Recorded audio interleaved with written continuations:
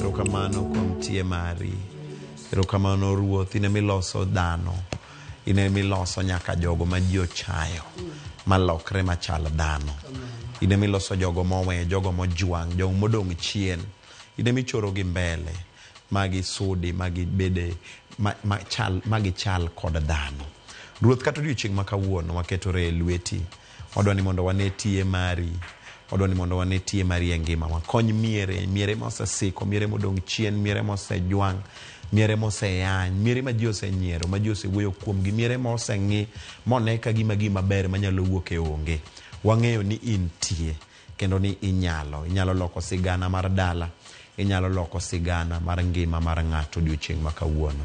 Waketo weche duto te e lweti Ruoth, ka wamedo dhi mbele kod chenro ni, imed tayowa, imed bedo kodwa, kendo nyingi mondo omed yudo duong' e nying Yesu Kristo ma Ruoth. Amen, amen, amen. Mano wer kacha kod iluongo ni Evangelist Morris Alal. YouTube kacha inyalo yude wer ma mit ahinya, kendo wer mane